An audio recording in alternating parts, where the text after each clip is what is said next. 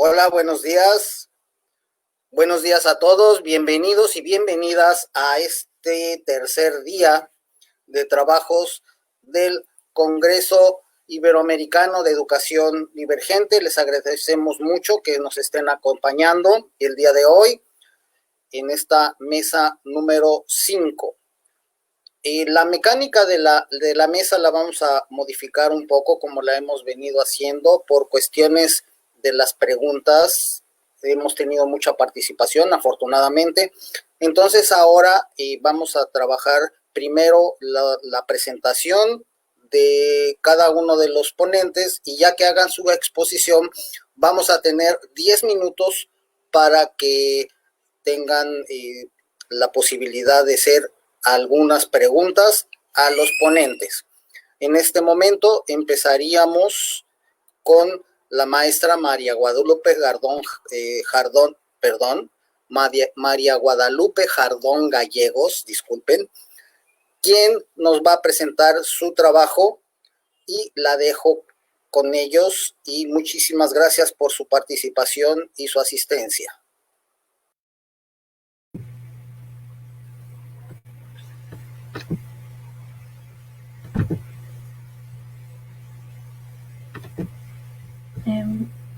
Buenos días a todos.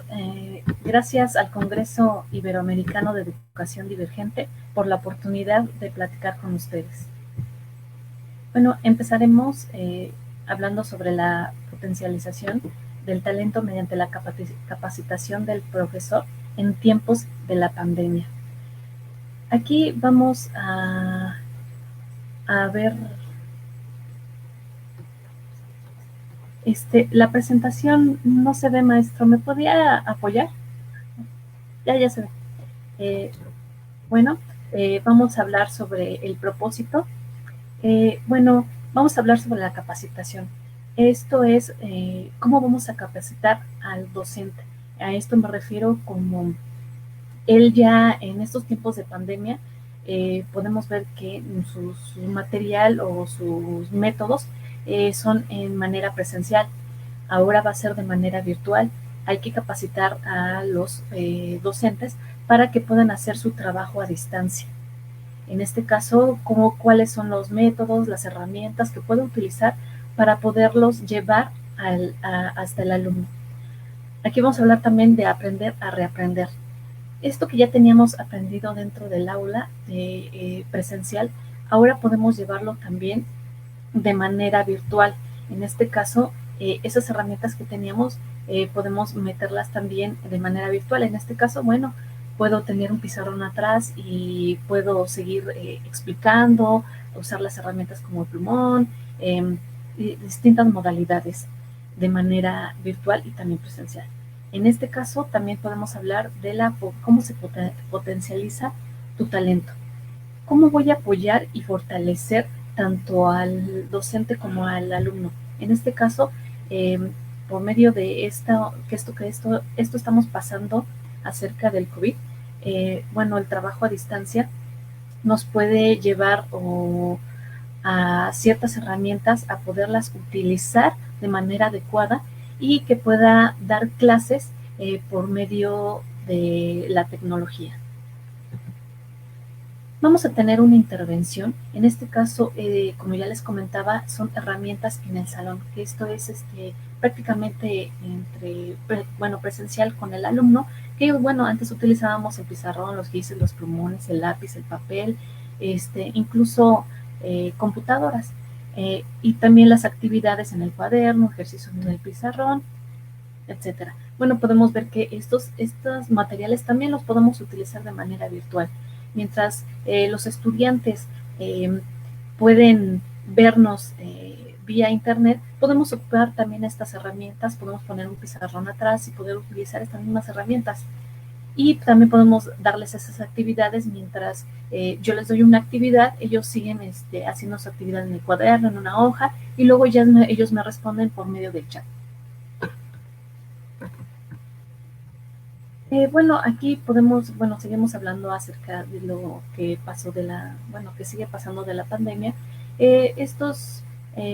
Algunos docentes fueron antes, bueno, en esta situación fueron de manera vulnerables, se fueron. ¿A qué me refiero? Que ya no están dentro de la institución por medio, porque están por el embarazo, por lactancia, porque son mayores de 60, tienen diabetes, hipertensión, etcétera. Bueno, ellos ya cuando se van a su hogar, ¿qué herramientas pueden utilizar para poder dar clase? Bueno, el trabajo a distancia, pueden utilizar el Zoom, el WhatsApp, Facebook, el Skype y todas estas herramientas nos permiten poder hacer un trabajo a distancia. El cambio de ambiente ya no es lo mismo algo presencial que algo virtual. Ya no estás enfrente del alumno, sino ahora es de manera virtual.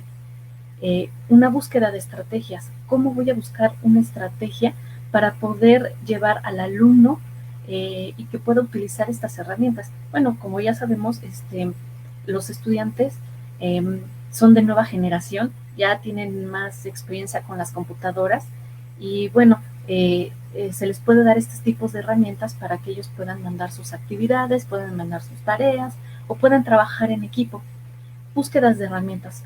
Estas búsquedas de herramientas que nosotros son aplicaciones que nosotros utilizamos para poder dar este tipo de clases y que los alumnos puedan retroalimentarse, puedan adquirir conocimientos. Seleccionar las herramientas. Estas selecciones de herramientas, bueno, eh, puede ser que yo pueda ocupar el Zoom y me acomodo a ese y puedo posteriormente utilizar otra herramienta para complementar eso que ya tengo de conocimiento de estas herramientas, que puede ser a trabajo a distancia.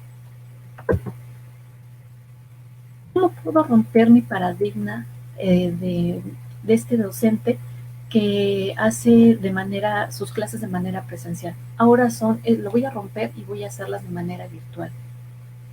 Es un modo de ver del docente diferente forma que antes teníamos tradicional. Ahora se buscan soluciones de manera más virtual para poder seguir utilizando esas herramientas como el pizarrón y puedan darlas de manera virtual. Aquí les pongo un pequeño ejemplo, una imagen en el cual, aparte de que estoy dando clase de manera virtual, también el docente tiene un pizarrón y está explicando, tiene su plumón, su borrador, está utilizando también las herramientas que usábamos presencialmente y podemos desarrollarlas y aplicarlas también. Y no solamente eso, sino las nuevas herramientas y los nuevos conocimientos son las nuevas aplicaciones y programas que podemos utilizar de manera virtual. ¿A qué me refiero al miedo? A esto me refiero con el docente y con el alumno también. En este caso empezamos con el docente. Hay algunos maestros, no sabíamos de estas herramientas que tenemos a la mano de manera virtual y decimos, ¿y ahora qué hacemos? ¿Cómo le hago? No sé utilizar esta herramienta. Pues ensaya. ¿A qué me refiero a ensaya? Grábate. En este caso podemos ver que si es que nos grabamos, nuestra voz es diferente. Hay personas que hablan muy bajito o hablan muy fuerte o hablan muy rápido. Entonces, cuando tú ensayas y ves otra vez tu video, dices, tengo que hablar más despacio porque así no me entienden. O, por ejemplo, se nos pasa una situación de, bueno, no sé dónde están los comentarios o no sé cómo quitarles el audio. Ya cuando estás ensayando y te metes a este tipo de herramientas, dices, ya sé cómo establecer, cómo hacer clic, qué métodos puedo utilizar para poder utilizar esta herramienta. Complementando con lo anterior, también adiós al miedo a cómo configurar. A esto me refiero de cómo voy a hacer que el alumno, si es que tiene alguna duda y me dice, oiga, ¿dónde están los comentarios? O ¿cómo puedo abrir el audio? No sé cómo. Como tú o como el docente ya aprendió eso ensayando, ya puede decir, mira, en su mente recuerdo que yo hice esto y puedo solucionar este problema para el alumno. Y le puedo decir, mira, puedes hacerle clic en este espacio y ya puedes activar tu audio. O aquí en esta parte está el chat, puedes abrirlo para poder configurar el chat o prácticamente decirles, bueno, es que hace mucho ruido, están hablando todos al mismo tiempo, entonces les quitas el audio. Bueno, aquí comentaremos acerca de vamos a hablar de 3 puntos. Estos 3 puntos, vamos a hablar de la disciplina, la actitud y la práctica académica. ¿A qué me refiero? Los nuevos saberes de conocimiento. ¿Qué disciplina? Es esta disciplina de tener los métodos constantes, adquirir esos nuevos conocimientos para que esa calidad que tiene el docente pueda llevarlo a la práctica con el alumno.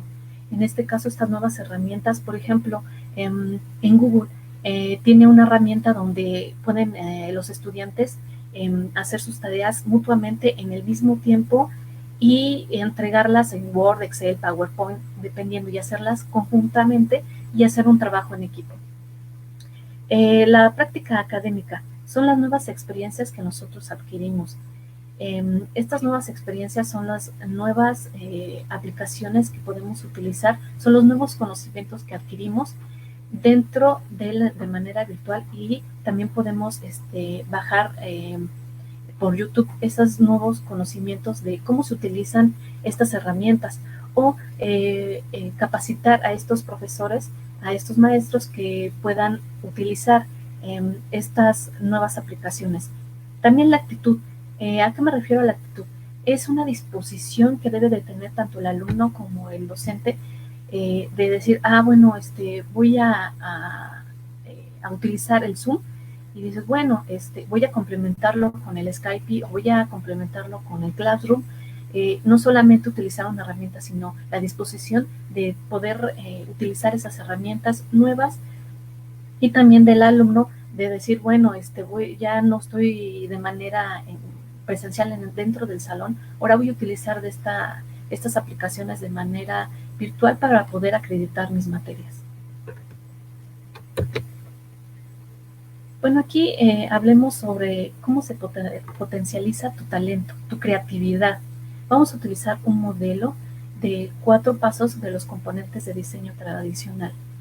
Este modelo lo hemos utilizado, tal vez no lo sabíamos, pero realmente siempre lo hemos utilizado, tal vez no de manera por paso o por seguimiento, pero lo utilizamos prácticamente en esta aula. Bueno, vamos a hablar sobre tareas de aprendizaje, cómo vamos a hacer la práctica y el desempeño profesional.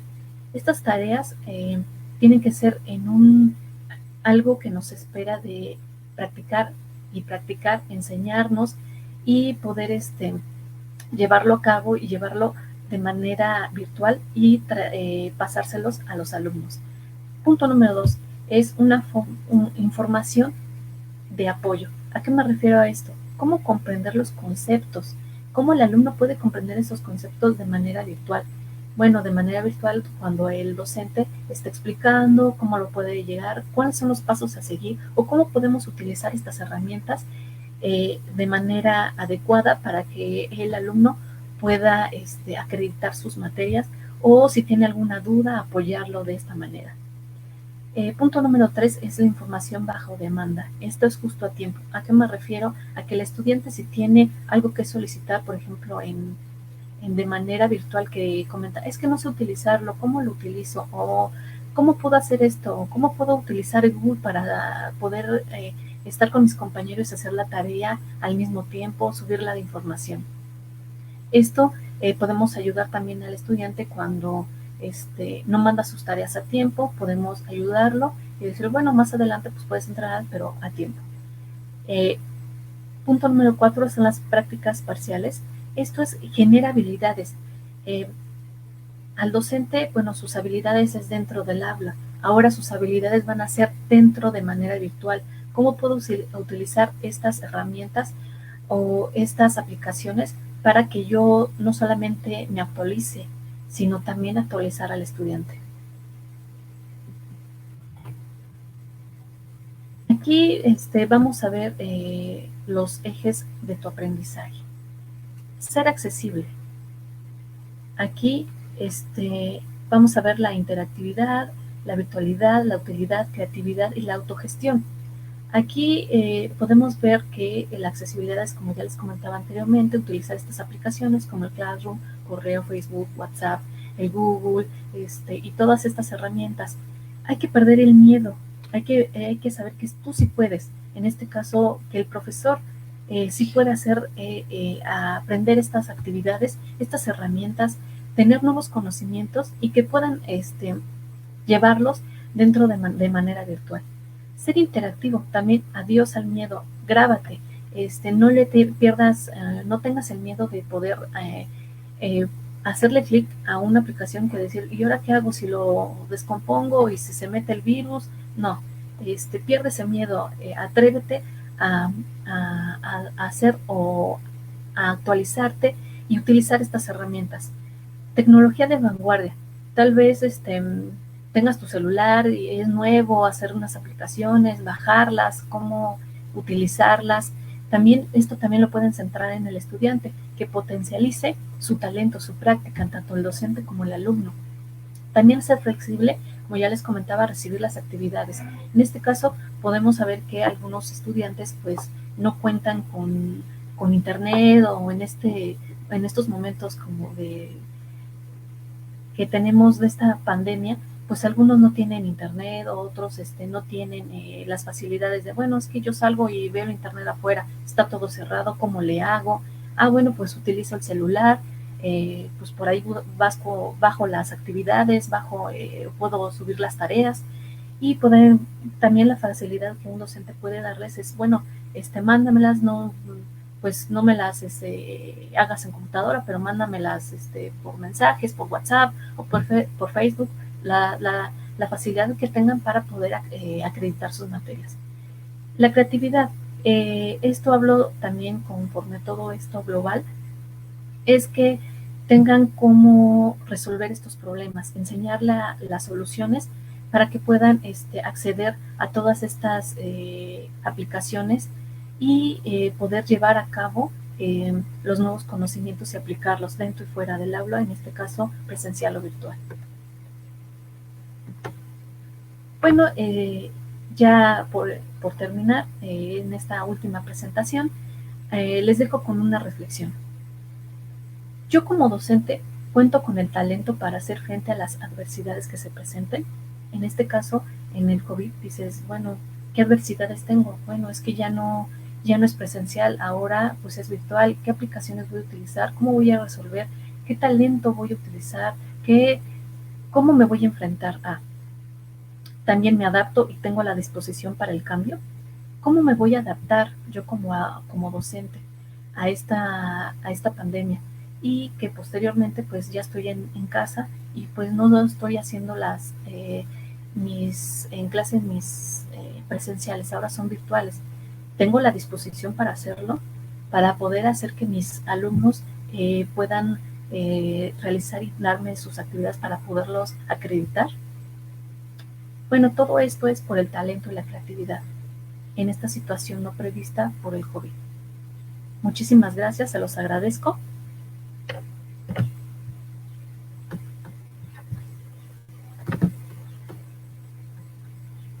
Maestro. Vamos a pedir, por favor, que si tienen alguna pregunta pueden hacerla. Vamos a tener un espacio de preguntas y respuestas para la ponente. La dejamos con ustedes, maestra. Claro que sí.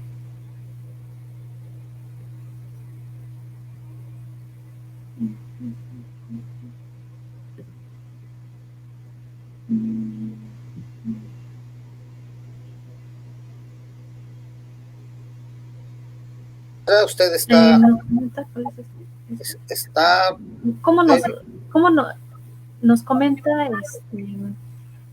la licenciada Adriana? ¿Cómo nos hace falta? Ay, es que se mueve muy rápido. Sí, sí, para evitar que se mueva, bueno, les comentamos que estamos viendo los comentarios, son muchos. Mire, le voy a compartir esta, a ver, ya se me fue, aquí está, esa. ¿Sí la ve? Sí. Quiere preguntar de Merlina. ¿Me salgo yo?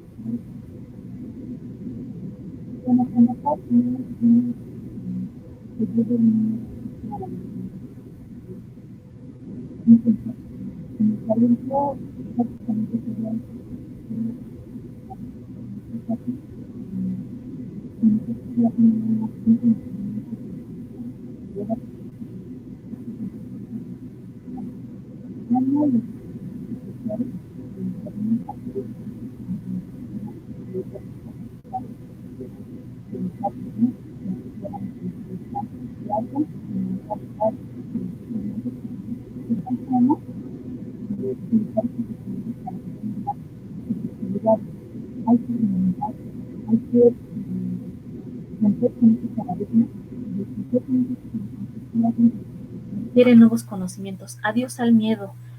Sé que todos podemos y podemos adquirir esos conocimientos para poder ayudar al alumno a que pueda pasar sus materias.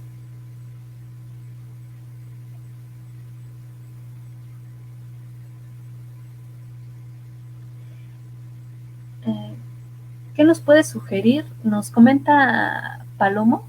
¿Qué nos puede sugerir si los alumnos no cuentan con señal internet o laptop? En este caso, bueno, hay varias herramientas, también tenemos el celular. En este caso, pues los alumnos actualmente ya todos, casi la mayoría, tienen celular, y no nada más ellos, sino también sus padres de familia pueden utilizarlos, y en este caso en el cuaderno, fotos, WhatsApp, me los pueden mandar o por correo. Ya sé que algunos no tienen señal. Hay fuentes que pueden utilizar en este caso de manera remota. En este caso, pues, como ya les comentaba, un celular, o tal vez tienen una computadora. En este caso, pueden utilizar estas herramientas para poder dar o llevar a cabo estas actividades. Pueden ser internet vía gratis, del poste de señal que están afuera. En este caso, pueden utilizar esos métodos para poder mandar sus actividades.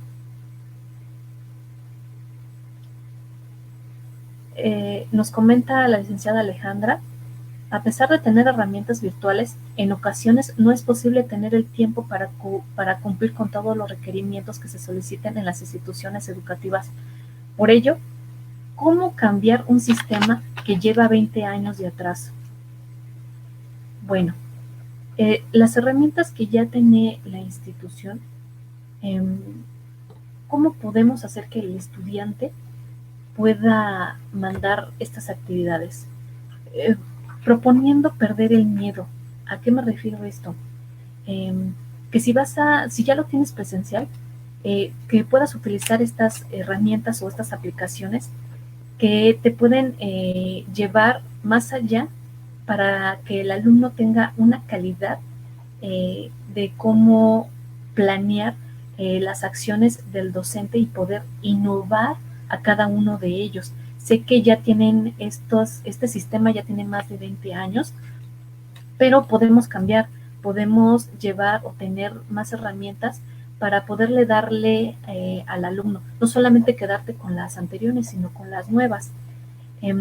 ¿Cómo cumplir estos requerimientos para, si en dado caso un estudiante no tiene la facilidad? Bueno, pues darle tiempo. Tal vez no tenía el internet hoy, y pues bueno, me lo puedes entregar el viernes o puedes entregármelo el sábado, para que tengan estas facilidades de poder dar esas tareas, poder empezar el cambio con nosotros mismos. Y ese cambio que nosotros tenemos como docentes, también podemos llevarlo, ese cambio, a los alumnos, que no nada más se queden con estas herramientas, sino también utilizar otras.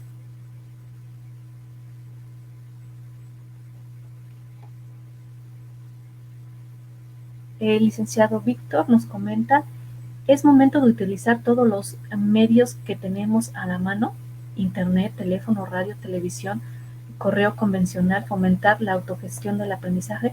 Es correcto. Tenemos que perder ese miedo para poder utilizar todas estas herramientas que nos comenta, el radio, televisión, el celular, la laptop, incluso perder ese miedo de poderlo llevar a cabo, utilizarlos, fomentar ese aprendizaje a uno mismo y también a los estudiantes. El licenciado de Azul dice, maestra, además de Classroom, ¿sugiere otras plataformas? Sí, también está el Zoom, también tenemos el Skype, también tenemos el Hangout, el Kahoot, también tenemos Google, tenemos muchas herramientas para poder utilizarlas y llevarlas a la práctica.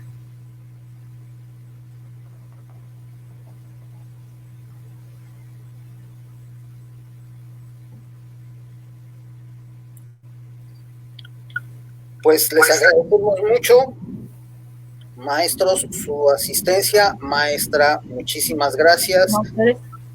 Y ahora le vamos a dar paso al maestro Campo Elías Flores Pavón, que nos acompaña desde Colombia, para que haga su presentación. Ahora lo llevamos a escena.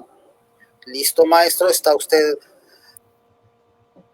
Gracias, muy buenos días para todos. Regálenme un segundo mientras comparto pantalla y audio. Creo que ya estamos viendo. Por favor, me confirman si ven mi pantalla.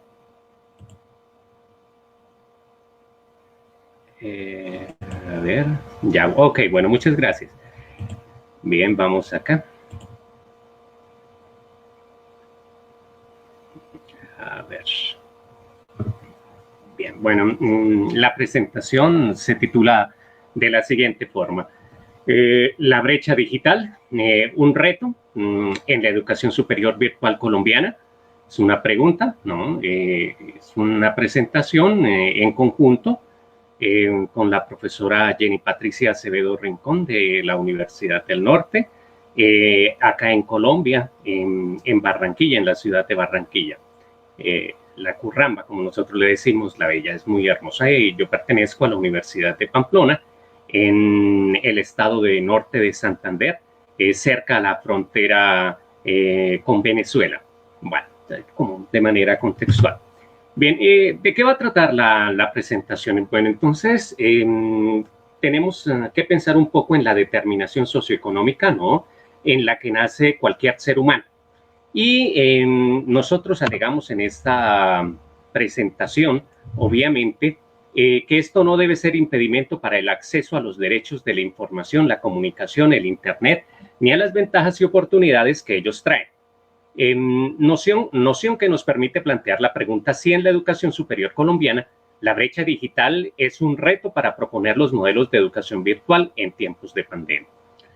Algunas palabras clave, por ejemplo, brecha digital, educación superior, virtualidad, reto. Y arrancamos nuestra presentación. Vamos a partir la presentación de la Constitución colombiana desde nuestro contexto, la cual habla en su artículo 67, que ustedes pueden ver. Vamos a poner por acá un puntero láser. El artículo 67 de la Constitución colombiana habla de que la educación tiene que ser un derecho económico y cultural y social. Obviamente, además que tiene que ser un derecho de la persona, un servicio público, y al mismo tiempo que tiene que tener la función social que busca proporcionarle a la sociedad conocimiento, creencia, ofrecerle técnica, además bienes y valores culturales. Y esto es responsabilidad de tres entidades como son el Estado, la sociedad y la familia, los cuales son los responsables de que esto se presente en la sociedad colombiana. Ese es el marco general constitucional.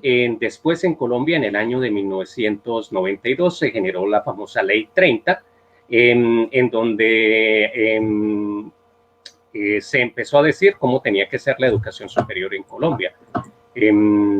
porque obviamente nosotros estamos pensando con referencia a esta Ley 30 de Constitución de las Universidades y cómo se viene desarrollando.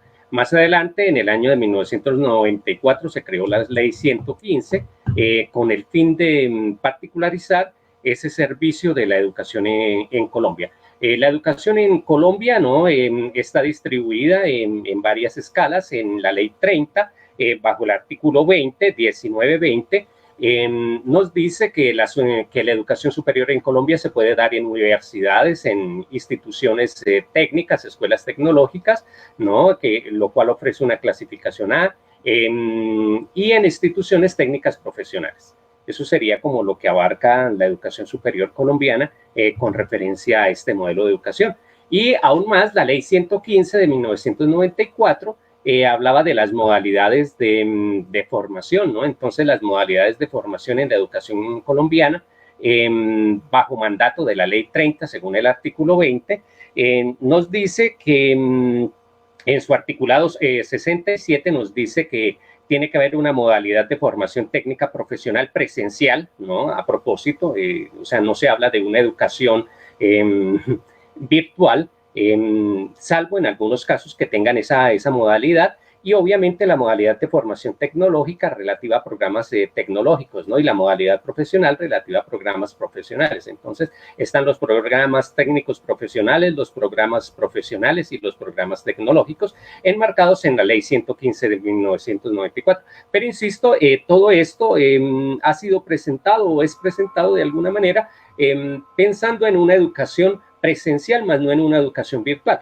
Lo cual pues nos permitiría a nosotros pensar, ¿no?, que estas instituciones técnico-profesionales, ¿no?, las instituciones tecnológicas, las escuelas tecnológicas, pues tienen que surtir una serie de procesos que están adaptados para lo presencial y no para lo virtual, porque de alguna forma el problema socioeconómico, demográfico y cultural que tiene el país no está capacitado o no tiene la logística necesaria, por ejemplo, para hablar necesariamente, por ejemplo, de posgrados. Pensemos doctorados online, aunque existen, ¿no? Nosotros no tenemos la capacidad para que en un 100% de la sociedad colombiana podamos hablar, por ejemplo, de posgrados, especializaciones, técnicas profesionales puedan ser asistidos o mediados por esta nueva por las nuevas tecnologías en medio de la época de pandemia. Entonces, lo mismo en cuanto a las instituciones tecnológicas y obviamente en cuanto a las universidades. Es decir, que cuando se optó por que la legislación colombiana tuviese un modelo presencial, era porque se reconocía que existía la brecha digital en Colombia y que no se tenía cómo llegar a esos lugares tan alejados de las diferentes geografías. Fue por eso que se optó obviamente por la educación presencial y no por la educación virtual. Insisto, acá existe la Universidad Nacional Abierta y a Distancia, que tiene esa modalidad, la modalidad virtual, pero salvo esta universidad, que es una excepción a la regla que estamos mencionando, el resto de universidades está pensando en la presencialidad para solventar un poco el problema de lo que es esa brecha digital. Adicionalmente, quiero hablar un poquito sobre ese concepto de pobreza y de brecha digital que hay acá en Colombia. Miren, la brecha digital es que nosotros no tenemos acceso a la educación, como lo vamos a ver en una transparencia, en una diapositiva más adelante, y es que las personas no tienen, miren, no tienen, significa no hay luz, no hay internet, no hay para el teléfono, no hay para los datos, o sea, no hay. O sea, brecha digital es quien no tiene, no puede acceder a ninguno de esos medios. Y infelizmente acá en Colombia, ¿no? Tengo que decir que los colombianos, por lo menos la mitad de los colombianos, nosotros somos en promedio casi 50 millones de colombianos, quizá más, con la inmigración venezolana, unos 2 millones más, que es una gran cantidad, o sea que estamos hablando de 52 millones, y pensemos que unos 20 millones de colombianos están sumidos en la pobreza. Es decir, o sea, no hay, no para nada. o se supone que el Estado y la Constitución tienen que salvar esto, pero el Estado y la Constitución saben que ellos están sumidos en la pobreza. Entonces, en esa pobreza que de esos 20 millones de colombianos, obviamente estos no van a poder educarse y van a tener problemas de algo que se llama la pobreza multidimensional. Ni siquiera es una pobreza monetaria. O sea, usted podría pensar que la pobreza monetaria es aquel que recibe por lo menos al mes, $70. Estoy hablando para que todos entiendan, acá en Colombia son 250.000 pesos colombianos, eso no se entiende, $70, quien recibe $70 acá en Colombia al mes no es un pobre, ¿no? Pero él estaría aún dentro del índice de pobreza monetaria.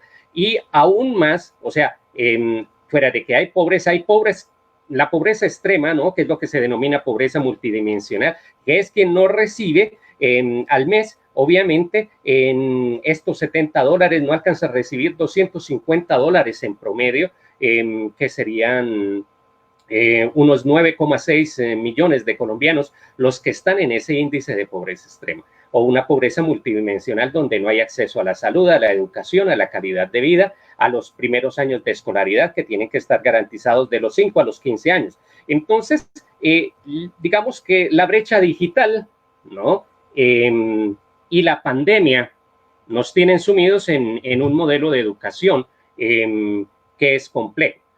Por ejemplo, ¿no? Varios de los estudios que nosotros examinamos con la doctora Acevedo Rincón dice que para afrontar este problema de la brecha digital, ¿no?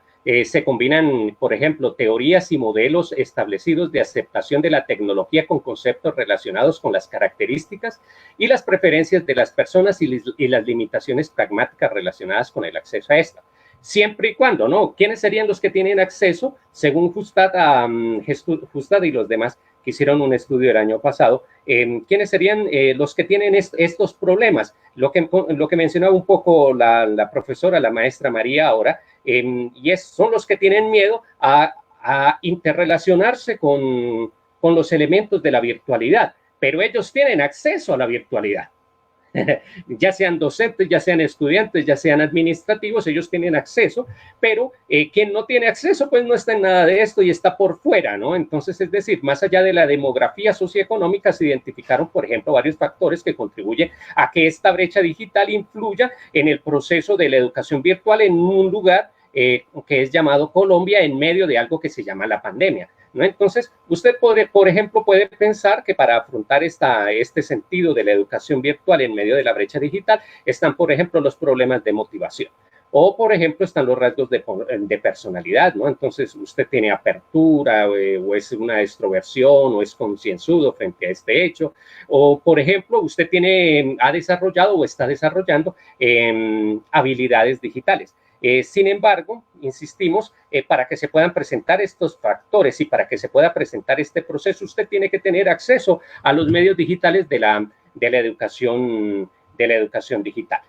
MINTIC, que es el Ministerio de Ciencias y Tecnologías acá en Colombia, ¿no? Nos dice que muchas personas, ¿no? De la población marginada, por ejemplo, como presos, como refugiados, y los hijos de los presos y de los refugiados aún se quedan, o sea, ni siquiera están dentro del índice de una pobreza multidimensional.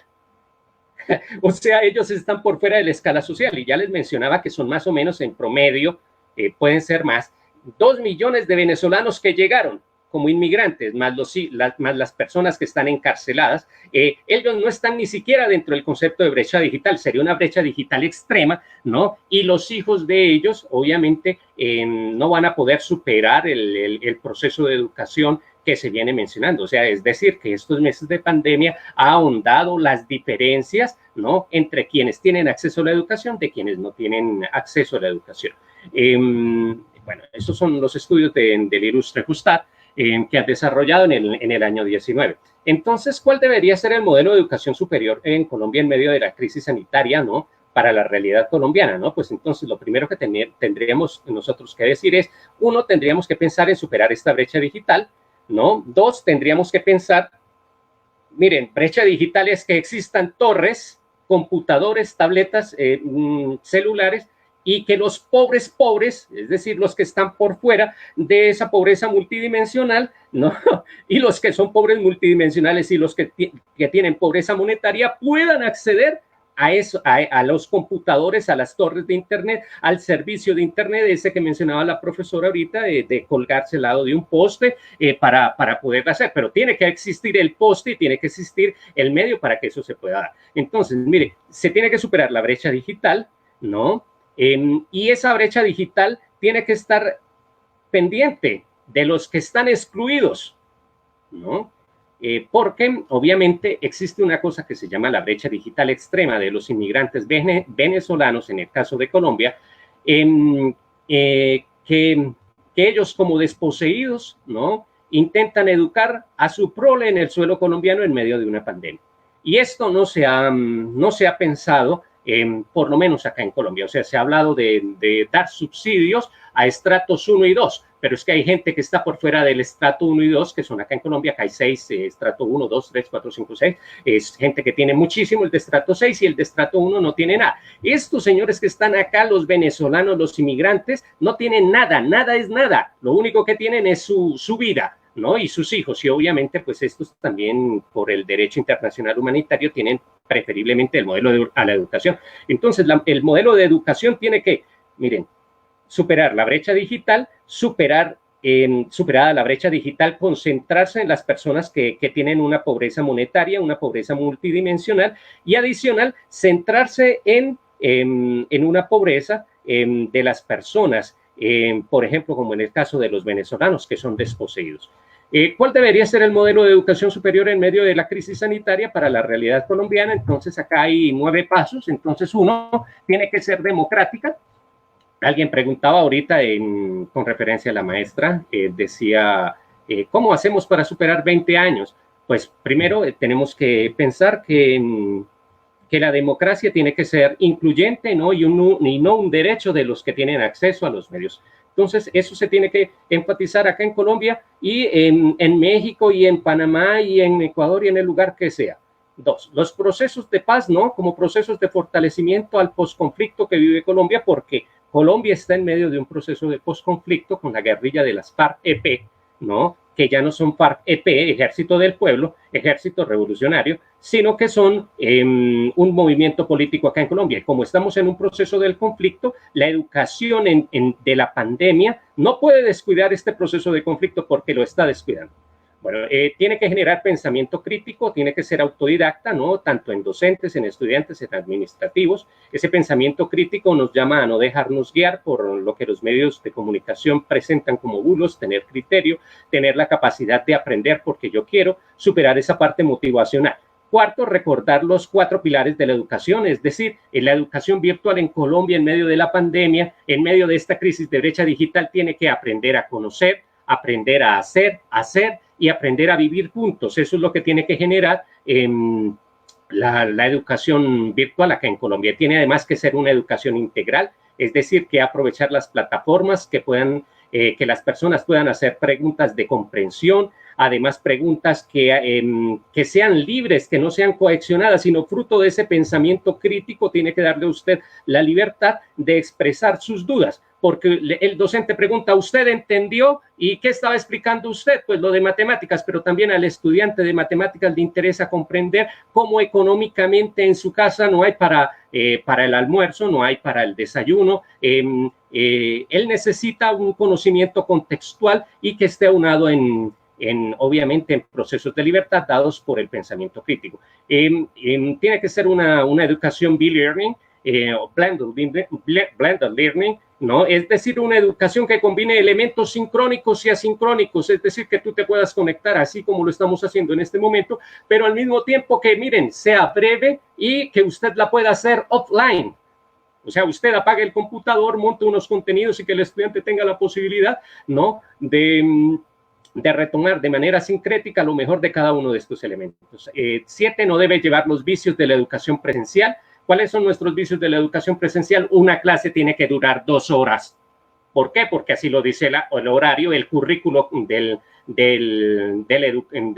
la universidad, del colegio, del lugar que sea, dice que debe durar 2 horas. Miren, todo tiene que cambiar y no podemos llevar lo presencial necesariamente a lo virtual. Tenemos que cambiar, tenemos que reconocer que estamos en un nuevo ambiente.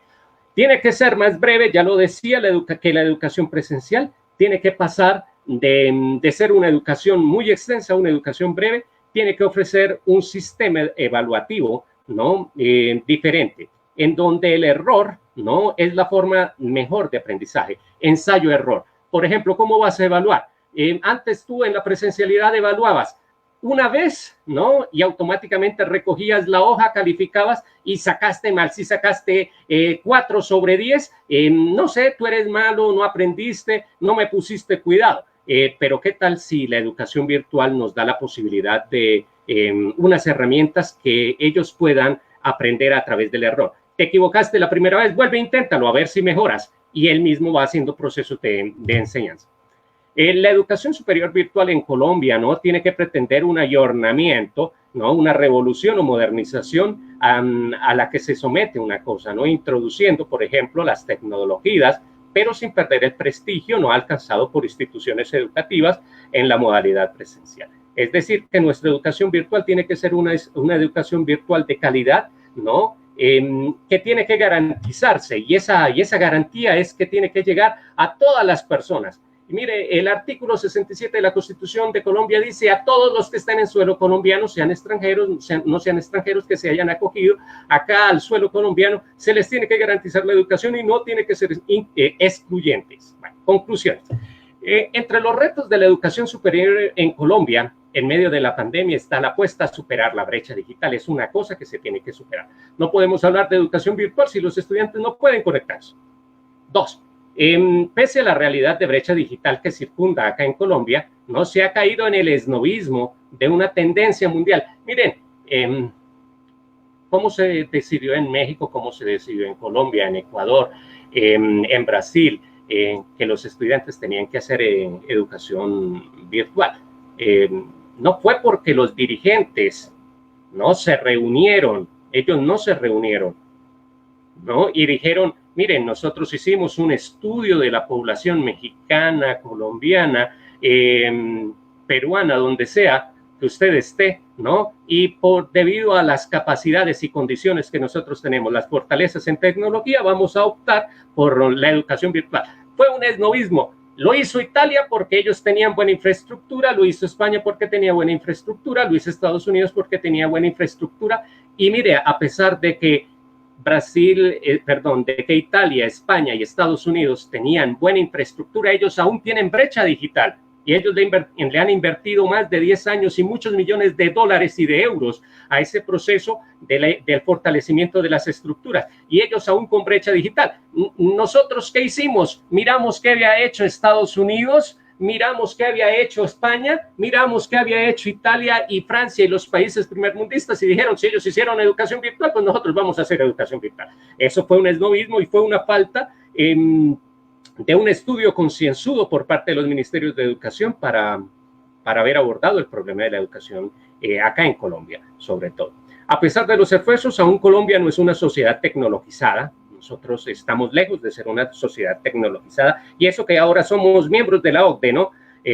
Al contrario, ¿no? Genera inquietud, ¿no? Perdón, inequidad, ¿no? Esto, o sea, porque la gente no puede ingresar a educarse. Si no se educa la gente, pues es más pobre, punto, ¿no? Genera inequidad, es decir, todos no pueden acceder, eso genera pobreza y eso genera atraso. No se puede asumir económicamente estos cambios, ¿no? Que demanda la educación superior actualmente, así el gobierno quiera. Y finalmente muchos se marginarán porque no tienen cómo acceder a estos medios. Una sociedad marginada es una sociedad donde empiezan a surgir, miren, narcotráfico, guerrillas, es una sociedad donde empieza a haber desapariciones, secuestros. Mire las noticias de nuestro país, entérese qué es lo que está sucediendo y usted se dará cuenta. Eso es una muestra, ¿no? De que estamos marginados Y si usted margina a las personas no van a desaparecer porque no puedan acceder a la educación virtual. Ellos van a ocupar su tiempo. ¿En qué? Pues un grupo armado le dice, no, mira, nosotros te pagamos $500 porque pertenezcas acá y hagas la ley de nosotros, por ejemplo, hagas procesos de narcotráfico, etcétera, etcétera, etcétera. Y eso, pues obviamente, tiene un punto de cambio y un punto de giro, ¿no? En la educación. Si nosotros somos capaces de educar a nuestros miembros de la sociedad, obviamente la sociedad podrá cambiar. Y indudablemente, llámese educación virtual, llámese educación presencial, la educación es el motivo de cambio para nuestra sociedad.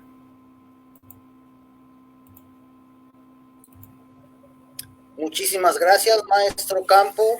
Ahora abrimos el espacio para si hay algunas preguntas o comentarios, pueden hacerlas a través de nuestro chat. Lo dejo otra vez. Gracias, muy amable, maestro.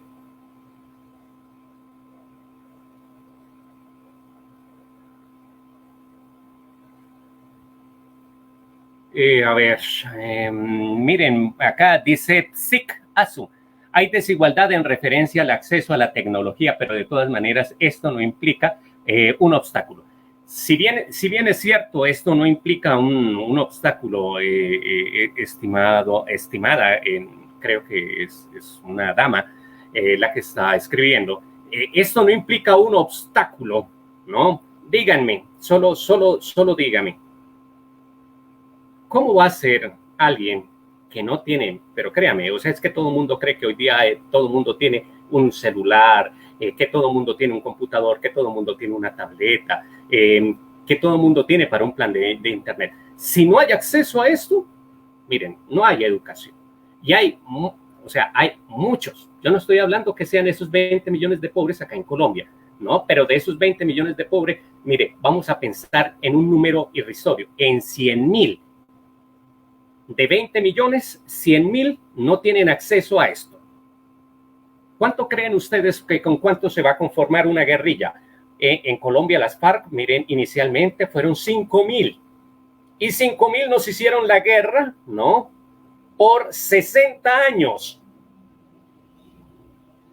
¿Ustedes cuánto creen que es el ELN, que es otra guerrilla que no ha querido firmar la paz acá en Colombia y que está en el estado donde yo vivo?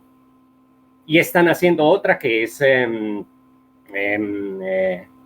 la Esperanza, Paz y la Libertad, que se llama EPL, otra guerrilla. ¿Cuántos son? 3,000. Eso con referencia a 50 millones de colombianos, usted dice, eso no es nada, es una cosita así, mire, es un meñique, pero el meñique es importante en el cuerpo. La educación, miren, la educación tiene que llegar a todos. Y mientras no llegue a todos y mientras no exista la posibilidad de esto, usted va a encontrar problemas sociales, va a encontrar todo el proceso de descomposición social que usted se imagine.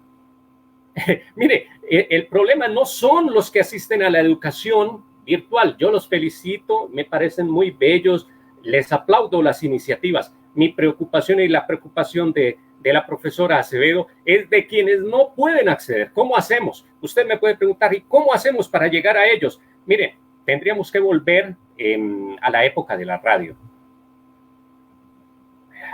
Y ahora, si usted no tiene casa, no tiene cómo pagar un arriendo, pues obviamente no va a tener cómo tener un radio. No sé, tal vez un radio sea más barato que un computador. Si usted no tiene para comer, difícilmente tendrá para comprar un cuaderno. Si usted no tiene para pagar un arriendo, miren, es que es una cosa complejísima. Usted saliera a la ventana de mi hogar, acá, si yo pudiese llevarlos a todos y mostrarles a la cantidad de personas que pasan desposeídas frente a mi casa. O sea, es que usted dice, pasar a una, yo la ayudo, vale, yo tengo la voluntad y de pronto yo puedo ayudar. Uno solo, uno. Miren, al día pasan, ¿no? A veces 10,000 personas. En la semana eso es una cosa. Yo vivo en medio de una frontera y eso es para arriba y para abajo. Y esa gente no lleva nada. Lo único que lleva es esperanza. Miren, así el gobierno colombiano tenga la intención de, ¿no?, ayudarles va a ser muy difícil. No tenemos infraestructura, no hay cómo atender a los propios pobres de Colombia, mucho menos para atender a los que están llegando de otras latitudes. Discúlpenme, pero yo soy pesimista con referencia a eso. Y mientras las escalas sociales no cambien, nosotros tendremos pobreza monetaria, tendremos pobreza multidimensional y tendremos una pobreza extrema. Miren, pandemia, suspensión de trabajos en México, en España, en Italia. ¿Qué generó eso? En Colombia pasamos de 2 dígitos, de 9 y 10% de desempleo y estamos en el 19,2%. Hoy, 19%. Eso significa que son, mire, casi 20 millones de colombianos. Y si 20 millones de colombianos viven en la pobreza, son 40 millones de colombianos. Y si somos 52 contando los 2 millones de venezolanos que están llegando, ¡wow! No, o sea, solo 12 millones de colombianos viven bien, gracias a Dios, ¿no? Pero los otros 40 millones de colombianos están pasando dificultades. Claro, de esos 20 millones podrán educarse, ¿no? Y nos dejarían en el rango de 22 millones, no 20, porque estoy contando los 2 millones de venezolanos, ¿no? Con problemas para la educación. Bien, acá. En el proceso, dice Ana de Ángel, en el proceso de cambio para la mejora educativa, el papel del docente es fundamental. Tenemos que considerar la implementación de nuevas estrategias esenciales adaptadas a la nueva realidad para impulsar los esfuerzos de mejora. Indiscutiblemente, Ana, es una de las cosas. El papel de la educación en el docente tiene que ser transformadora. El docente tiene que, por ejemplo, para los que no tienen acceso a la educación, tiene que pensar en la educación en radio, la educación en televisión, crear guías impresas, crear una base de datos para hacerle llegar con las direcciones, las guías a los estudiantes, ¿no? Tener la voluntad. Ya quisiera uno de ir y entregarlas, pero no puede, ¿no? Buscar un medio a través de las secretarías de educación para que le llegue esta información a las personas que no pueden colgarse a un árbol, para los que no pueden colgarse a un lugar con un computador, con una tablet, etcétera. Pero indudablemente el papel de la educación, llámese en Colombia y en Latinoamérica, está en el docente, que busque las estrategias adecuadas para que esto se dé. Mire, dice acá Paola Melgoza, dice, en México, en educación básica, se han implementado algunas formas de trabajo para los que no tienen acceso a la tecnología, como el pegar afuera de la escuela fichas de información con las actividades para realizar.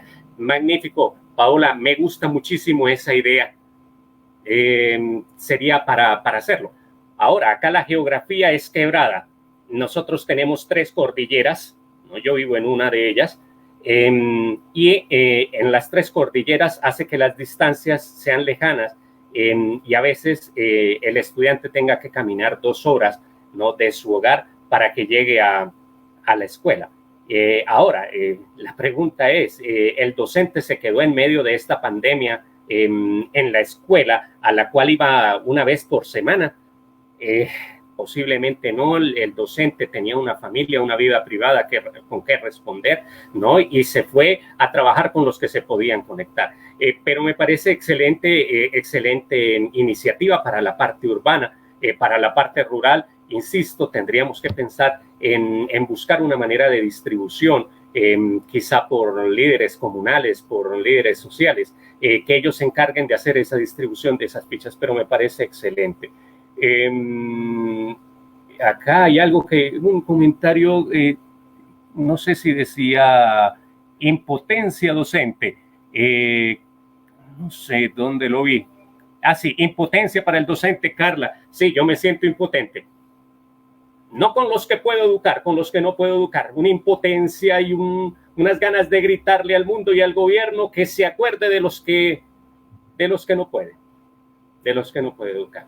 Sí, la palabra es impotencia. Creo que cambiaría el título de mi reflexión por el tuyo, impotencia, indiscutiblemente. Acá, Humberto, gracias por las felicitaciones. Erendira dice voluntad y esperanza, totalmente de acuerdo. Sí, mira, la esperanza es lo último que no hemos de perder. Y Y mire, usted en las próximas elecciones, esto no trata de politiquería, vote por alguien a conciencia que pueda apostarle a la educación y transformar México, Colombia, el lugar que sea. Nuestros gobiernos hasta ahora, en medio de esta pandemia, están mirando la educación y están mirando la salud, que se les había olvidado por 30 años. No les digo por cuánto se les ha olvidado la educación. Llevamos 50 años que en Latinoamérica no se miraba la educación y los procesos educativos desde los gobiernos. Imposible que nuestros políticos, los presidentes, Cámara, Senado, representantes, todas las formas de gobierno, no hubiesen pensado, ¿no?, en fortalecer nuestros sistemas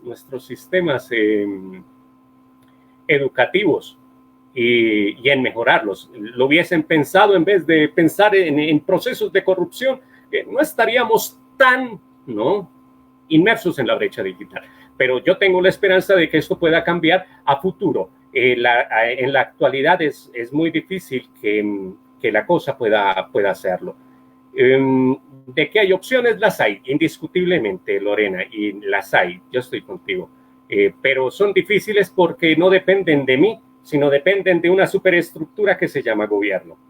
Y el Estado, cuando manda, no está pensando en particularidades, sino en el bienestar de la mayoría, y es decir, las minorías quedan excluidas. Yo estoy pensando comunidades indígenas, grupos afro, venezolanos, es decir, los inmigrantes, personas que la sociedad no está teniendo en cuenta y que en esta educación virtual se tienen que tener allá. Creo que se me acabó el tiempo. Maestro, muchísimas gracias por su participación, muy interesante, muchos comentarios, muchas preguntas, le agradecemos mucho haber estado con nosotros y ahora vamos a darle el paso al maestro William para que haga su exposición. Maestro, lo dejamos. Ok, es suyo el espacio y tiene el tiempo para hacer su exposición. Muy buenos días. Un saludo muy especial para todos los asistentes a este importante Congreso Internacional desde Colombia.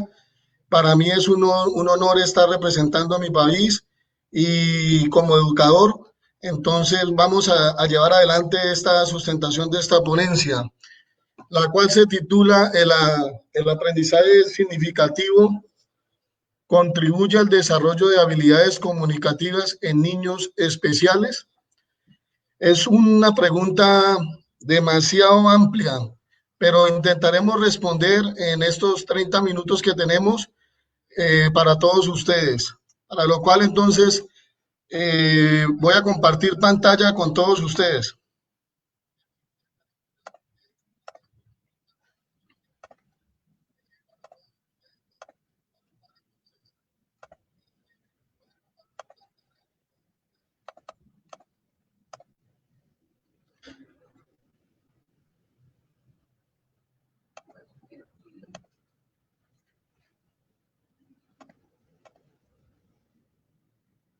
Ok, listo.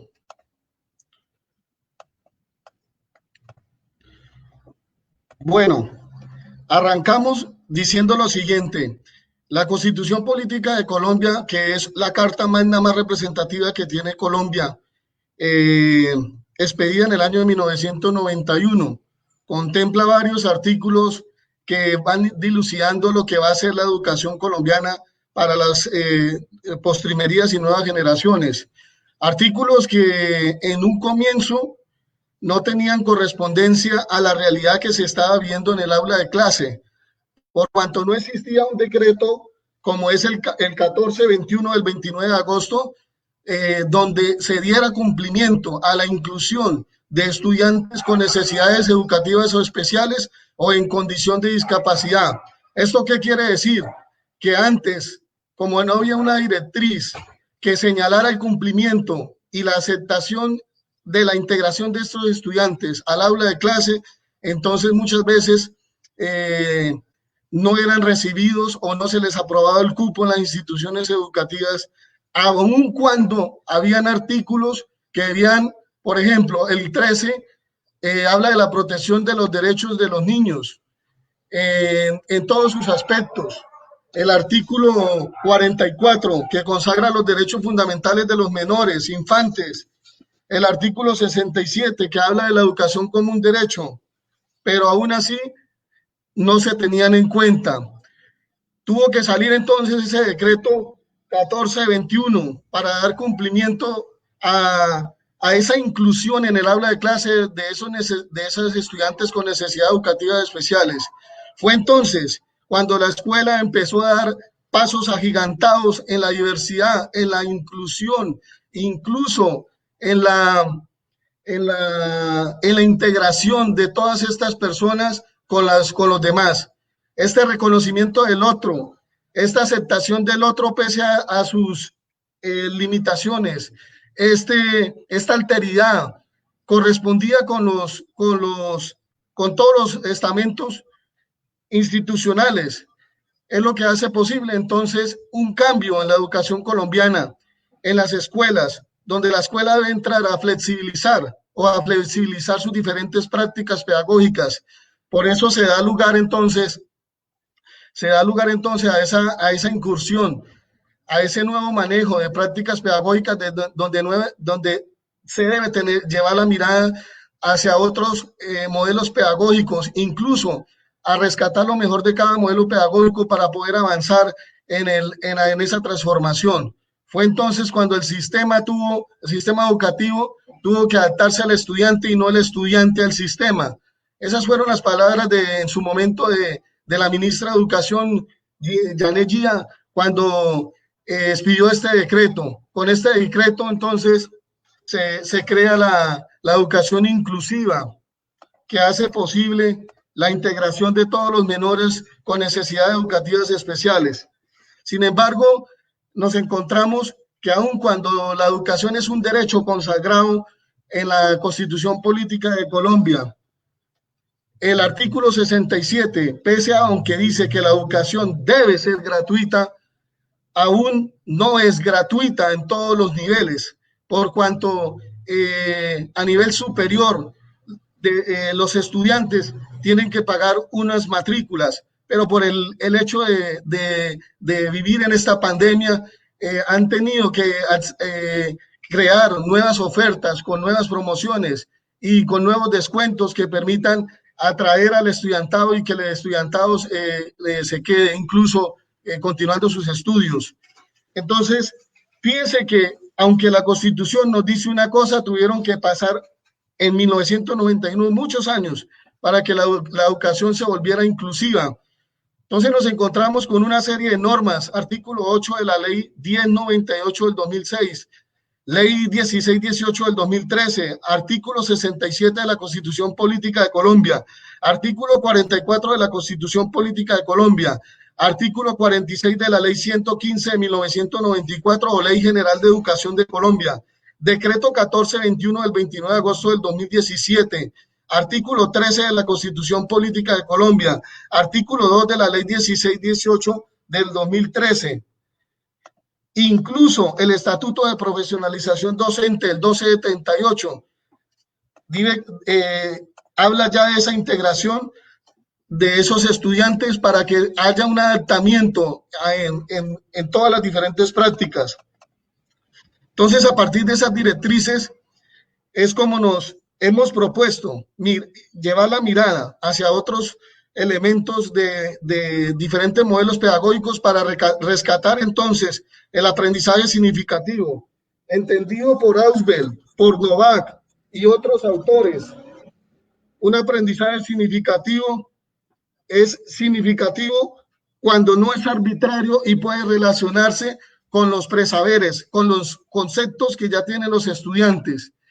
Si logramos esta aplicación de este método de aprendizaje y de enseñanza, tendremos entonces la posibilidad de resarcir un poco el daño que se ha ocasionado incluso a la educación durante muchos años, porque el maestro y las instituciones y el gobierno se preocupó demasiado, fue por la enseñanza, dejando a un lado el aprendizaje. y es este preciso método, el aprendizaje significativo, el que hace llevar la mirada a dos razones importantes para aplicar este aprendizaje significativo, como son: es un método que permite el adaptamiento según a las necesidades al contexto. Una primera razón para pensar que esto es posible en la transformación de esa escuela que ya arrancó con la educación inclusiva.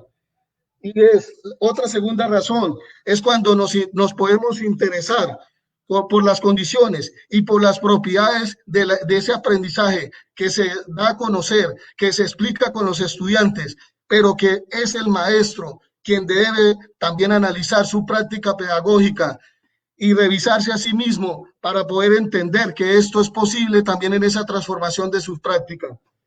En definitiva, la educación especial, autores como Asunción Yedo Carreras, pretende que el alumnado supere esas deficiencias y que se evite a toda costa esa discriminación. Ya no podemos seguir ignorando, sino que debemos adaptarnos para que integrar a todos los diferentes actores de la sociedad, para que a todos se les pueda garantizar la educación y para que a todos puedan acceder al conocimiento.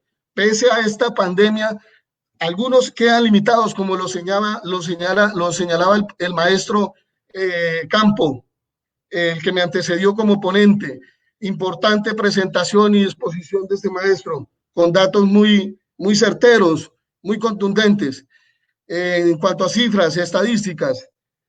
Reconocemos también que este tipo de aprendizaje debe ser entonces trasladado para poder lograr ese desarrollo de esas habilidades comunicativas. Y son entonces estas habilidades las que nos deben de marcar el camino de la práctica pedagógica para poder hacer entonces aplicación de nuevas estrategias que me permitan lograr ese aprendizaje significativo. No hay aprendizaje significativo si no llevo al estudiante a que él mismo, por su propia cuenta, no solamente recepcione todo ese conocimiento, sino que también lo descubra en su versión final. No podemos ser ajenos a esto, porque entonces esa capacidad para asimilar y descubrir, entonces no se podrá desarrollar. Necesitamos darle algunas cosas al estudiante para que éste entonces, a través de un aprendizaje por descubrimiento, pueda lograr esa efectividad en su aprendizaje y pueda romper un poco esa brecha de la discriminación y pueda acercarse para ser un poco más competente en el mundo laboral. Son ellos los que requieren también un espacio, un lugar, porque necesitan también desarrollarse profesionalmente como personas. He conocido varios casos en la Universidad del Tolima, donde soy profesor, donde en los últimos años se han hecho esfuerzos agigantados para poder incluir también a los estudiantes en la universidad, la creación del área tiflológica, el adaptamiento de algunos lugares de la infraestructura de la universidad para facilitar el ingreso de estos estudiantes en condición de discapacidad, la creación de monitorías de apoyo. Acá también el sistema educativo requiere de personas que apoyen esa labor del docente a través de un intérprete de señas. Recuerdo la investigación que dirigí como en la maestría en educación de las dos profesoras que hacían maestría en educación con énfasis en investigación en la Universidad del Tolima, que se las sugiero para que por favor puedan tener otros referentes también, y son los que corresponden. Esa tesis se llama Secuencia didáctica para mejorar la comprensión lectora de los estudiantes hipoacúsicos en los ciclos 3 y 4 de la institución educativa Simón Bolívar de la ciudad de Ibagué.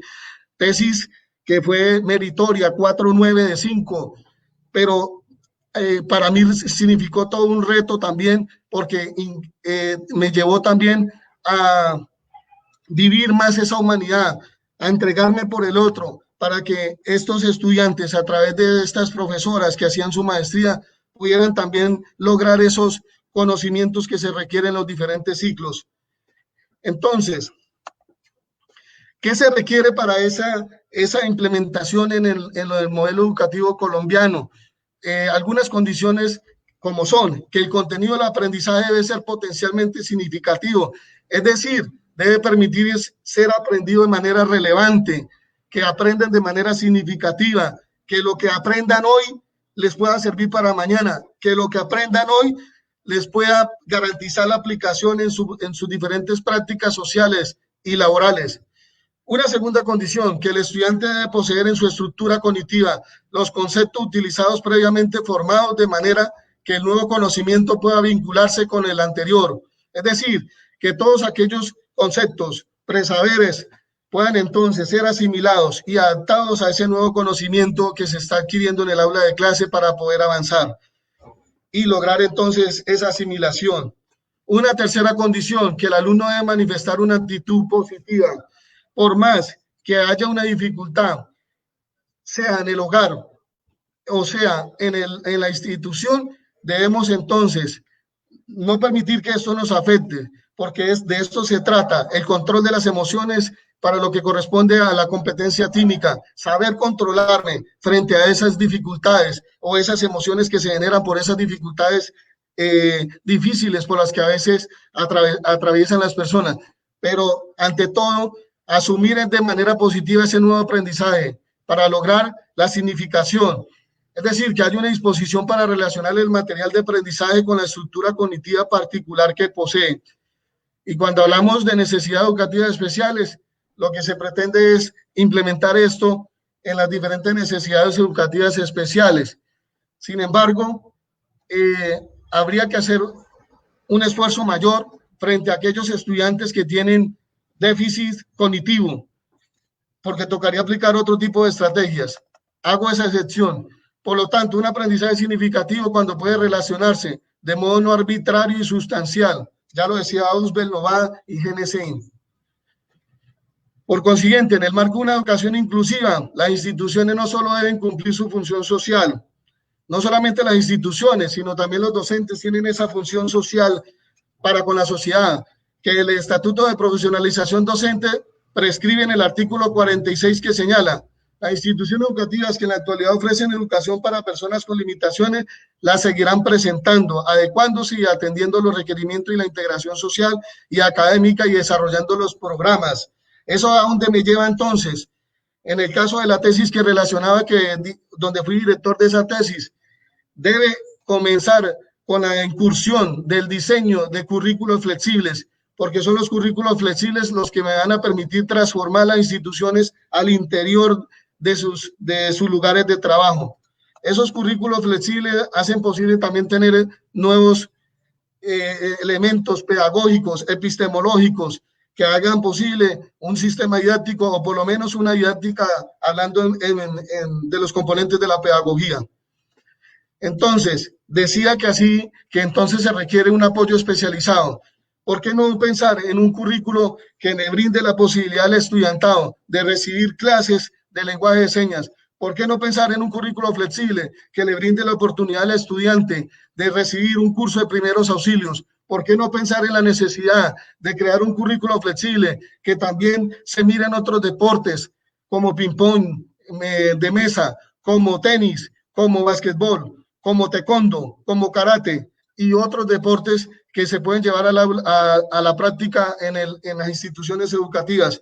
Estas son algunas de las asignaturas que se podrían crear para seguir transformando el aula de clase y seguir transformando las instituciones educativas en todos los niveles. Acá entonces se requiere con las personas de un apoyo especializado. Los docentes, en su gran mayoría, nos hemos estado preocupando por actualizarnos, por capacitarnos, haciendo diplomados en necesidades educativas especiales, haciendo estudios con estudiantes de hipoacúsicos en diferentes lugares donde hemos ido a formarnos. Pero hay otros docentes que aún requieren de ese apoyo especializado en el aula de clase para poder entonces entender, para poder comprender cómo trabajar en el aula de clase y cuáles van a ser entonces esas estrategias por las cuales debemos garantizar que se dé el aprendizaje, porque la deuda histórica que tenemos con la educación colombiana es que se ha centrado demasiado en la enseñanza y no le hemos dado la importancia que se merece o el papel que se merece el aprendizaje. Para poder garantizar entonces ese aprendizaje y que todos aprendan, no que unos aprendan y otros no aprendan. ¿Qué nos dice entonces el Ministerio de Educación Nacional frente a esto? Nos entrega unas orientaciones pedagógicas de tal manera que se puedan adaptar y que se puedan entonces convertir como herramienta para todos aquellos profesionales de la educación, que hagan posible la innovación de nuevas prácticas pedagógicas, que hagan posible también de nuevos diseños, que hagan posible la incursión de nuevas estrategias, que hagan posible también el direccionamiento de nuevas prácticas pedagógicas. Entonces, la oferta, aunque es amplia a nivel de servicios, ya sea a nivel de institución o de aula, se direcciona la acción quienes inician la atención de estudiantes con discapacidad cognitiva, incluso. Entonces, ¿qué se propone? Hacer adaptaciones curriculares, donde se tengan en cuenta las necesidades educativas especiales y desarrollar ciertas capacidades.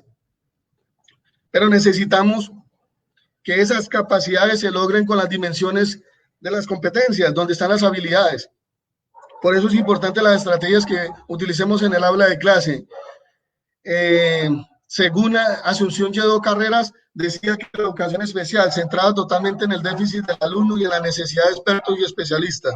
Un poco también para apoyar ese trabajo que realizan los docentes en el aula de clase. Ojo que la aplicación de este decreto debe darse en 5 años. Desde que salió el decreto en Colombia de educación inclusiva en el año 2017, ya hemos visto avances importantes, o por lo menos en mi departamento y en la capital y en la ciudad donde nací.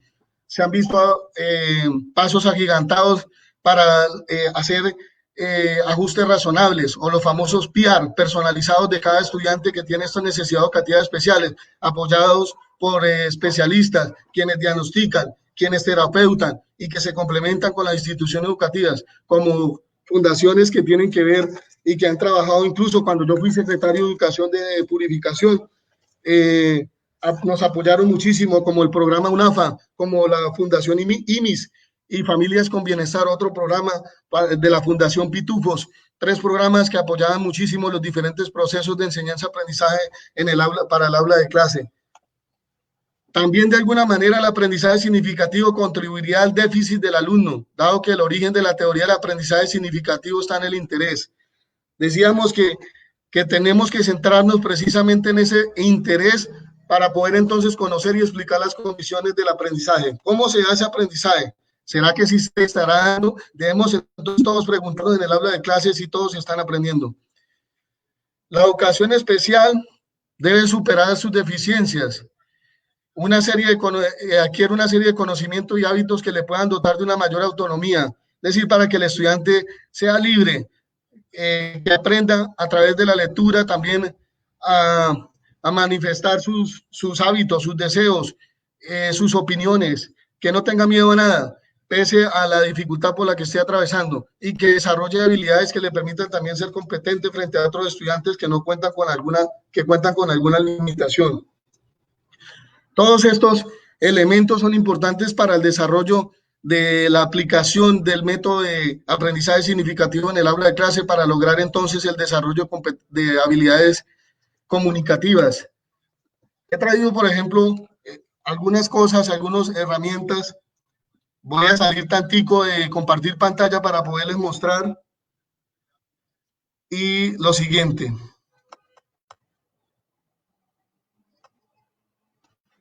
Ok, esto es un juego de palabras para trabajar con estudiantes. Este juego de palabras inician con la conformación de palabras sílabas.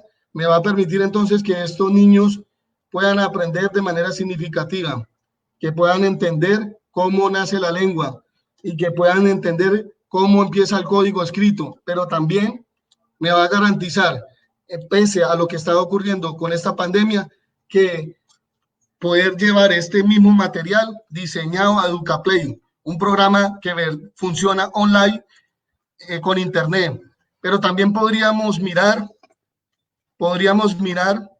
que a través de e-learning, como la plataforma Moodle, donde se diseñó un recurso que se llama el universo del cuento. cuyos trabajos en un rato compartiré por el chat, también serán posibles enseñar de manera online en Moodle, pero también de manera asincrónica, es decir, no requerimos internet para poder enseñar entonces todo lo que corresponde al género narrativo, en este caso el cuento, donde hay una serie de estrategias que se podrían aplicar. Les voy a compartir rápidamente. En pantalla para que también aprecien este trabajo.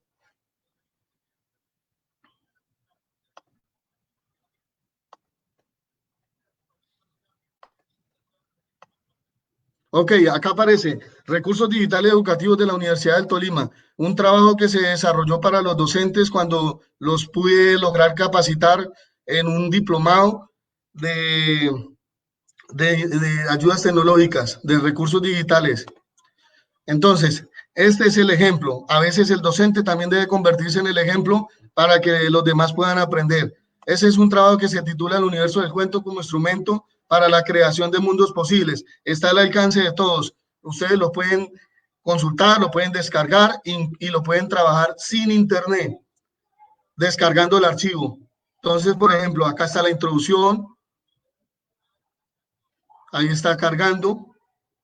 Está el objetivo de aprendizaje. Están los orígenes del cuento. Estoy leyendo algunas cosas, no todo. Y después de que le doy a conocer todo este tipo de cosas, entonces vienen unas actividades dinámicas que se pueden desarrollar bajo la modalidad de Google Forms, donde hay un cuestionario de falso y verdadero para que me demuestre si el estudiante aprendió o no aprendió y dónde entonces está la falla. Entonces, por ejemplo, responda de verdadero o falso en un cuento. El motivo es la causa por la cual se realizan las acciones, verdadero o falso. Y hay una serie de preguntas así que me van indicando.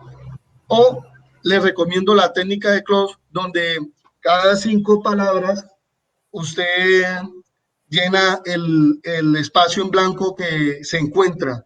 Esto lo aprendí también de una profesora de la Universidad del Tolima, pero pues acá también tenemos otro ejemplo de pregunta, donde hay unos espacios para llenar. Entonces el argumento es espacio del desarrollo de espacio, elaborar el argumento del espacio, equivale a ser espacio del mismo. Maestro, muchísimas gracias por su participación. Muchas gracias a ustedes y abrimos el espacio para si tienen preguntas, maestros. Exacto. Adelante.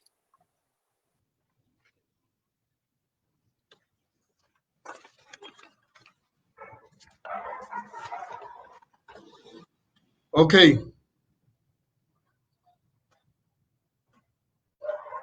Carol Elías Harman, excelente ponencia. Gracias, muy amable por usted.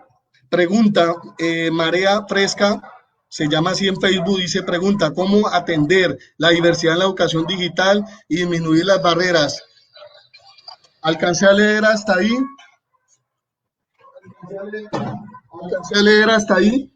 Y frente a estas brechas, ya como lo mencionaba, di 2 ejemplos en pantalla. Uno sobre un juego de palabras que se puede trabajar con EducaPlay, pero pues también tengo otro que es en forma de lotería. Y también tengo otro en forma de lotería, donde voy a compartir en este momento por pantalla, voy a compartir lo siguiente. ¿Ya me están viendo?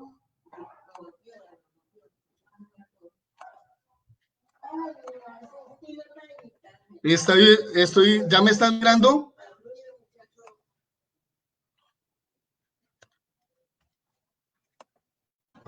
Bueno, acá se puede apreciar esto que se ha diseñado para hacer un reconocimiento del aprendizaje de las funciones del lenguaje, un trabajo que se hizo con estudiantes y hay unas fichas, todas unas fichas, y esto permite también el desarrollo de habilidades comunicativas. Este es otro ejemplo de cómo lograr entonces ese aprendizaje significativo en el aula de clase.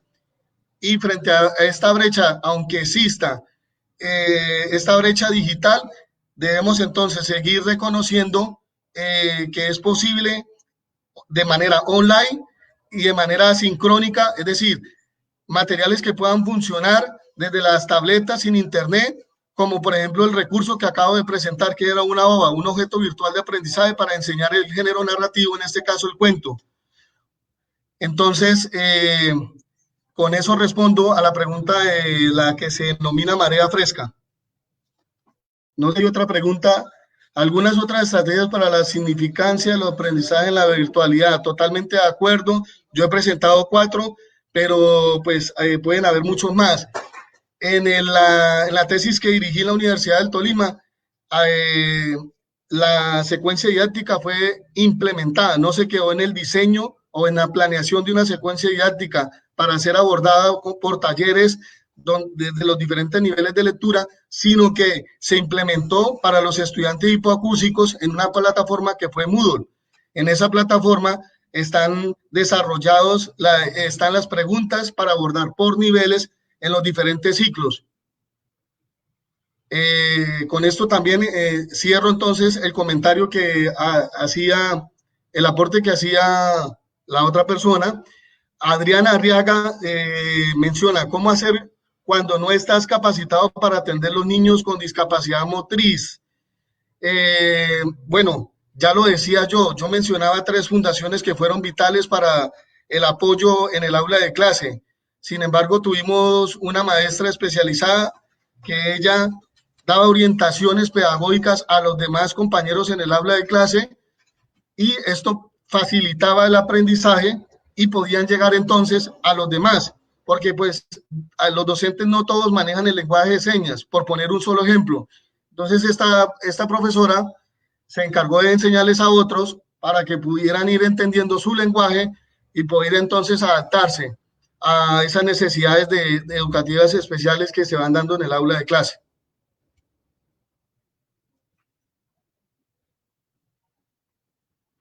Miramos a ver, Silvina Verónica Romero dice felicitaciones por su ponencia.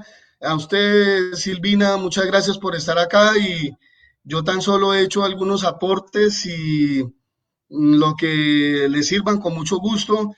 En un rato compartiré los enlaces para que puedan acceder a algunos materiales míos, a la tesis, al repositorio institucional de la Universidad del Tolima, donde está incluso también cómo enseñar el cuento en el aula de clase y para que lo puedan descargar y trabajar sin internet con sus estudiantes. Entonces también está esa otra posibilidad. En un momento les compartiré. De todas maneras les agradezco mucho. Por acá, Lubne García Ro, ¿cómo generar actividades para incluir en todas a un alumno hipoacúsico de preescolar? Bueno, ahí necesitamos que, ya lo decía, si el docente no está capacitado, no está preparado en lenguaje de señas, apoyarnos en un intérprete para poder llegar a él y para poder entonces no solamente reconocer su dificultad, sino también aceptarlo, integrarlo y poder trabajar con él. Puede ser a través del juego, que es una de las estrategias más importantes que se pueden utilizar en el aula de clase. Yo presenté el juego de las palabras, que ya lo miraban ustedes, pero pues esto es tan solo una estrategia. Ustedes pueden tener muchísimas más y el aporte de cada uno de ustedes también es importante.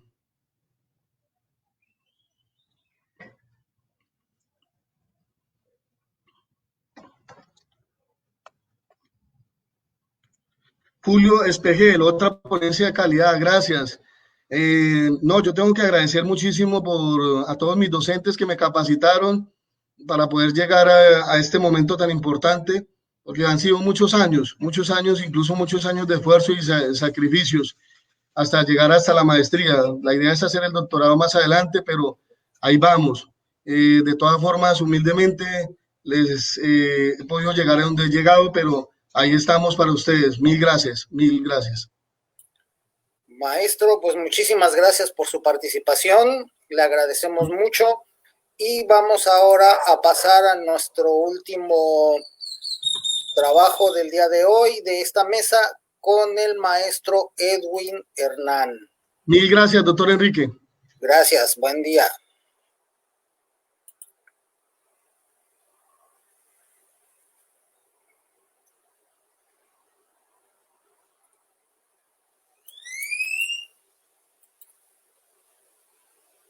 Al parecer el maestro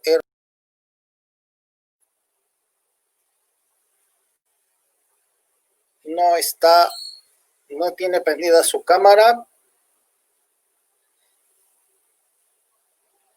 Vamos a hacer un pequeño, les voy a pedir si tienen alguna, ahorita está en cámara la maestra Jardón, si tienen alguna pregunta, aprovechemos un poco mientras, si no regresa el maestro Hernán, no tiene su cámara. Aquí está.